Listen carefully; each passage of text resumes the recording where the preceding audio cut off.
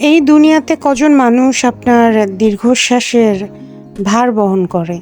দিন শেষে সকল যাতনা, কষ্ট, একাকিত্ব, হতাশা, কাজের চাপ, মানসিক অশান্তি সবকিছু নিজেকেই কিন্তু বহন করতে হয়। যদি এই কষ্টগুলো কাছাকাছি লেভেলের কেউ বহন করতে পারে অথবা হালকা একটু হলেও যদি কেউ আপনাকে রিল্যাক্সেশন দিতে পারে, সেটা হচ্ছে আপনার পার্টনার, আপনার হাজব্যান্ড, অথবা হাজব্যান্ডের ক্ষেত্রে হচ্ছে ওয়াইফ।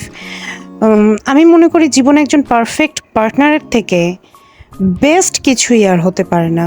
অনেস্টলি আমি এটা জানি। আমি একটা মেয়ের দৃষ্টিকোণ থেকে বলতে পারি, একটা মেয়ের মাথার উপরে স্বামী থাকাটা, এবং স্বামী তো থাকলে হয় না, মানে তারও অনেক ক্যাটাগরি থাকে। যেমন স্বামীর যদি চরিত্র ভালো না হয় সেক্ষেত্রে সেইটা তো খুবই বিস্ফোরার মতো। আবার যদি স্বামীর চরিত্রহীন হয় সেটা তো আরও প্রবলেমেটিক। কিন্তু বিশ্বাস করেন, পৃথিবীতে না চরিত্রবান, দায়িত্বশীল হাজবেন্ডের থেকে সুন্দর আর কিচ্ছু না। বিশ্বাস করেন, তার মাসেল থাকলো, নাকি তার কারি কারি টাকা থাকলো, নাকি তার কী এডুকেশনাল ব্যাকগ্রাউন্ড, কিন্তু এটার থেকেও তার যদি দায়িত্বশীল আচার আচরণ তিনি করে থাকেন, সেটা অনেক বেশি সুন্দর।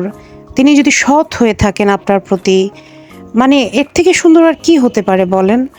তো বর্ষা চৌধুরীর বিয়ে হয়েছে, সেটা নিয়ে অনেকেই পজিটিভ নেগেটিভ কমেন্ট করছে, কিন্তু আমি খুব ভালো করে জানি একটা মেয়ে হিসেবে যে একটা মেয়ের মাথার উপরে স্বামী থাকাটা, এটা যে কত বড় একটা ছায়া, এটা যে কত বড় রিল্যাক্সেশন, মানে এটা মানে জাস্ট চিন্তারও বাইরে। এবং একটা মেয়ে মানুষ যত যাই অনেকে মুখে বড় বড় কথা বলুক, মানে স্বামী ছাড়া বা মাথার উপরে পুরুষ ছাড়া সেই নারীটা এবং সেই ফ্যামিলিটা কত যে অসহায়, এটা মানে পৃথিবীতে সব কিছু কিন্তু টাকা দিয়ে কভার করা যায় না।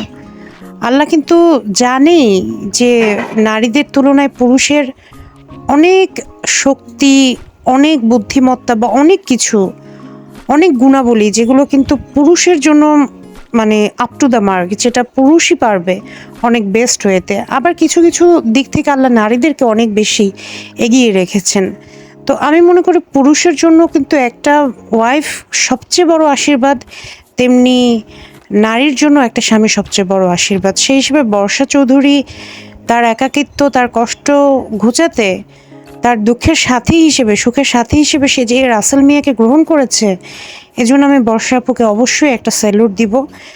ওনার উচিত হবে না কারো কথা শোনা, উনি ওনার নিজের পথে এগিয়ে যাক, এই দোয়াই করি।